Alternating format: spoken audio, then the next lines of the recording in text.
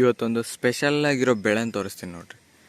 ಬೆಳಿಬಾರ್ದು ಅಂದ್ಕೊಂಡ್ರು ಬೆಳೆಯೋ ಅಂಥ ಬೆಳೆ ಇದು. ಏಂತಕ್ಕೆ ಬೆಳೀತು ಅಂತ ಅಂದ್ಕೊಂಡು ಕಿತ್ತಾಕಿದ್ರು ಮತ್ತೆ ಇನ್ನೂ ಸ್ಟ್ರಾಂಗ್ ಆಗಿ ಬೆಳೆಯುವಂಥ ಬೆಳೆ ಅದೇ ಈ ಕಾಂಗ್ರೆಸ್ ಬೆಳೆ. ನೋಡಿ, ಇಲ್ಲಿ ರೈತರು ಎಷ್ಟು ಕಿತ್ತಾಕಿದ್ರು ಮತ್ತೆ ನಾನು ಬೆಳಿತೀನಿ ಅಂತ ಸ್ಟ್ರಾಂಗ್ ಆಗಿ ಬೆಳೆಯುವಂಥ ಬೆಳೆ ಈ ಕಾಂಗ್ರೆಸ್ ಬೆಳೆ. ನೀನು ಏನಾದರೂ ಮಾಡು, ನಾನು ಮತ್ತೆ ಬರ್ತೀನಿ ಅನ್ನತ್ತೆ ಈ ಬೆಳೆ. ಈ ಕಾಂಗ್ರೆಸ್ ಗಿಡ ನೋಡ್ರಿ, ಇದೆಲ್ಲ ಅಷ್ಟೇ, ಕಿತ್ತಾಕ್ತಾ ಇದ್ರೂ ಮತ್ತೆ ಬರುತ್ತೆ. ಇದು ಭಾಳ ಸಮಸ್ಯೆ ಈ ರೈತರಿಗೆ, ಫಾರ್ಮಿಂಗ್ ಮಾಡೋರಿಗೆ ಎಷ್ಟು ಸಮಸ್ಯೆ ಅಂದರೆ ಅಷ್ಟು ಸಮಸ್ಯೆ ಆಗುತ್ತೆ. ಏನಿಲ್ಲ, ಇದು ಏನಾಗುತ್ತೆ ಅಂತಂದರೆ, ನಾವು ಯಾವುದಾದ್ರೂ ಗೊಬ್ಬರ ಹಾಕಿದ್ರೆ ನಾವು ಬೆಳೆಯುವಂಥ ಬೆಳೆಗೆ, ಈಗ ಏನೋ ಒಂದು ಬೆಳೀತಾ ಇದ್ದೀವಿ ಅಂದ್ಕೊಳ್ಳಿ,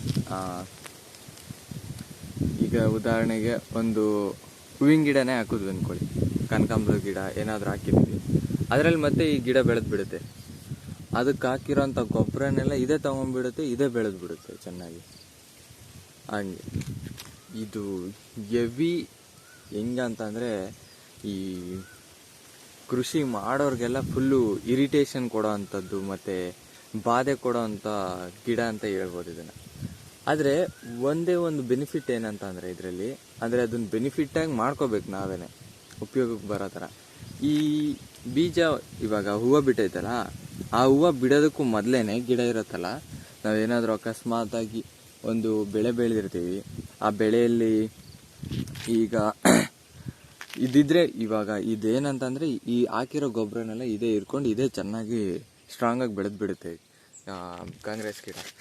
ಆದರೆ ಇದರಿಂದನೂ ಬೆನಿಫಿಟ್ಸ್ ತಗೋಬೇಕು ನಾವು, ಏನು ಮಾಡೋಕ್ಕಾಗಲ್ಲ ಅದು ಬಿಟ್ಟರೆ. ಯಾಕಂತಂದರೆ ಇದ್ರ ಬೀಜ ತುಂಬ ಹಗುರವಾಗಿರೋದಕ್ಕೆ ಹಾರ್ಕೊಂಡೋಗಿ ಎಲ್ಲಾದರೂ ಬೆಳೆಯುತ್ತೆ. ನೀರಿರೋ ಜಾಗದಲ್ಲಿ ಇನ್ನೂ ಬೇಗ ಬೆಳೆಯುತ್ತೆ. ಅಷ್ಟೇ ನೀರು ಸಿಕ್ಕಿದ್ರೆ ಸಾಕಿದು, ಒಂದಷ್ಟು ಮಣ್ಣು, ಒಂದಿಷ್ಟು ಜಾಗ, ಆ ಜಾಗದಲ್ಲಿ ಸ್ವಲ್ಪ ಮಣ್ಣು, ಆಮೇಲೆ ಅಲ್ಲೇನಾದರೂ ಸ್ವಲ್ಪ ನೀರು ಸಿಕ್ಕಿದ್ರೆ ಸಾಕು, ಅಲ್ಲೇ ಬೆಳೆದು ಬಿಡುತ್ತೆ. ಆ ಪವರ್ ಐತೆ ಈ ಕಾಂಗ್ರೆಸ್ ಗಿಡಕ್ಕೆ. ಆದರೆ ನಮಗೆ ಇದರಿಂದ ಬೆನಿಫಿಟ್ಸ್ ಆಗೋ ಥರ ನೋಡ್ಕೋಬೇಕಂತಂದರೆ ನಾವೇನು ಮಾಡಬೇಕು ಅಂದರೆ, ಈಗ ಈ ಕಾಂಗ್ರೆಸ್ ಗಿಡ ಒಂದು ಯಾವುದಾದ್ರೂ ಬೆಳೆಯಲ್ಲಿ ಹಾಕಿರೋವಾಗ ಮಧ್ಯೆ ಬೆಳೆಯುತ್ತಲ್ಲ, ಆವಾಗ ಇದನ್ನು ಈ ಹೂವು ಬಿಡೋದಕ್ಕೂ ಮೊದಲೇ ಕಿತ್ತಾಕ್ಬಿಟ್ಟು ಅದ್ರಾಗೆ ಹಾಕಿದ್ರೆ ಸಾಕು. ಇಲ್ಲ ಅಂತಂದರೆ ಕಿತ್ತಿ ಸೈಡಿಗೆ ತಗೊಂಡೋಗಿ ಎಲ್ಲಾದರೂ ಒಂದು ಕಡೆ ಹಾಕಿ ಅದ್ರ ಮೇಲೆ ಮಣ್ಣು ಹಾಕ್ಬಿಟ್ಟು, ಅಂದರೆ ಗೊಬ್ಬರ ಮಾಡ್ಕೊಂಡ್ಬಿಟ್ರೆ ಇದರಲ್ಲಿರೋ ಪೋಷಕಾಂಶ ಎಲ್ಲೂ ಹೋಗಲ್ಲ. ಇದಕ್ಕೆ ಹಾಕಿರೋ ಗೊಬ್ಬರ, ಹೀರ್ಕೊಂಡಿರೋ ಗೊಬ್ಬರ ಎಲ್ಲ ಇದರಲ್ಲಿರುತ್ತೆ. ಮತ್ತು ಇದು ಒಂದಷ್ಟು ಏನದು ಪವರ್ ಆಗಿರೋವಂಥ ಗೊಬ್ಬರ ಆಗುತ್ತೆ ಇದು. ಯಾಕೆ ಅಂತಂದರೆ ಎಲ್ಲ ಹೀರ್ಕೊಂಡಿರುತ್ತೆ. ಆಮೇಲೆ ಇದನ್ನು ಆ ಥರ ಗೊಬ್ಬರ ಥರ ನಾವು ಯೂಸ್ ಮಾಡ್ಕೋಬೋದು. ಆ ಥರ ಈ ಹೂವು ಬರೋದಕ್ಕೂ ಮೊದಲೇ, ಯಾಕೆಂತಂದರೆ ಈ ಹೂವು ಬಂದಮೇಲೆ ಮತ್ತೆ ಬೀಜ ಆಗಿಬಿಡುತ್ತೆ. ಬೀಜ ಆಗಿಬಿಟ್ಟು ಮತ್ತೆ ಹಾರ್ಕೊಂಡು ಹೋಗುತ್ತೆ. ನಾವು ಹಾಕಿರೋ ಗೊಬ್ಬರದ್ದು ಪವರ್ ಎಲ್ಲ ಇದರಲ್ಲೇ ಇರುತ್ತೆ. ಮತ್ತು ಏನಂತಂದರೆ,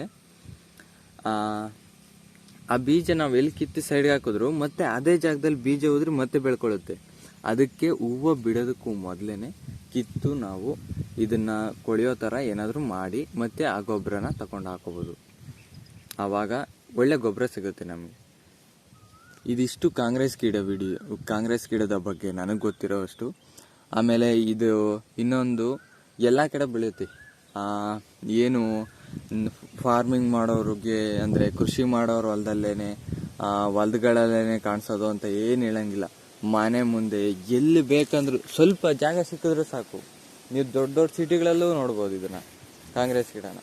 ಯಾಕಂತಂದರೆ ಇದ್ರ ಬೀಜ ತುಂಬ ಹಗುರವಾಗಿರುತ್ತೆ, ಹಾರ್ಕೊಂಡು ಎಲ್ಲಿಗೆ ಬೇಕಾದ್ರೂ ಹೋಗುತ್ತಿದ್ದು. ಆ ಪವರು ಈ ಕಾಂಗ್ರೆಸ್ ಗಿಡಕ್ಕಿದೆ. ನಾವು ಯಾವುದಾದ್ರೂ ಬೆಳೆ ನಿಟ್ಬಿಟ್ಟು ಅದನ್ನು ಬೆಳೀಲಿ ಅಂತ ಎಷ್ಟು ಗೊಬ್ಬರ ಹಾಕ್ತೀವಿ, ಏನೇನೋ ಹಾಕ್ತೀವಿ. ಆದರೆ ಕಾಂಗ್ರೆಸ್ ಗಿಡಕ್ಕೆ ಏನೂ ಹಾಕಲ್ಲ, ಅದು ಮಾತ್ರ ಅದಕ್ಕಿಂತ ಸ್ಟ್ರಾಂಗಾಗಿ ಬೆಳೆಯುತ್ತೆ. ಏನಾದರೂ ಚೆನ್ನಾಗಿ ನೀರಿಕ್ತಾ ಇರೋವಂಥ ಹೊಲದಲ್ಲಿ, ಇಲ್ಲ ಗಿಡದಲ್ಲಿ, ಅಂದರೆ ಏನಾದರೂ ಬೆಳೆ ಇಟ್ಟಿರ್ತೀವಲ್ಲ, ಆ ಥರದಲ್ಲಿ ಏನಾದರೂ ಗೊಬ್ಬರ ಹಾಕೋವಂಥ ಬೆಳೆಗಳಲ್ಲಿ ಕಾಂಗ್ರೆಸ್ ಗಿಡ ಯಾವ ಥರ ಬೆಳೆಯುತ್ತೆ ಅಂದರೆ, ಅದ್ರ ಬುಡ ಎಷ್ಟೆಷ್ಟು ದಪ್ಪ ಇರ್ತಾವೆ ಗೊತ್ತಾ, ತುಂಬ ಚೆನ್ನಾಗಿ ಬೆಳೆದು ಬಿಡುತ್ತೆ. ಆ ಪವರು ಕಾಂಗ್ರೆಸ್ ಗಿಡಕ್ಕೈತೆ. ಅದಾದಮೇಲೆ ಇದನ್ನು ಮುಟ್ಟಿದ್ರೆ ತುರಿಕೆ ಆಗೋದು ಆ ಥರ ಎಲ್ಲ ಆಗುತ್ತೆ. ಅದು ಒಂದು. ಆಮೇಲೆ ವಿಷ ಇದು. ಇದನ್ನು ಏನಾದರೂ ಕಿತ್ತಾಕಿದ್ರೆ ಇಲ್ಲ ಮುಟ್ಟಿದ್ರೆ ಕೈ ತೊಳ್ಕೊಂಡು ನೀವು ತಿನ್ನೋದು. ಒಟ್ಟಿನಲ್ಲಿ ಊಟ ಮಾಡಬೇಕಾದ್ರೆ ಈ ಗಿಡ ಏನಾದರೂ ಮುಟ್ಟಿದರೆ ಕೈ ತೊಳ್ಕೊಂಡು ತಿನ್ನಬೇಕು. ವಿಷ ಇದು. ಆಮೇಲೆ ಇದು ಬಿಟ್ಟರೆ ಇನ್ನು ಕಾಂಗ್ರೆಸ್ ಗಿಡದ ಬಗ್ಗೆ ನನಗೆ ಗೊತ್ತಿರೋದು ಇದಿಷ್ಟು.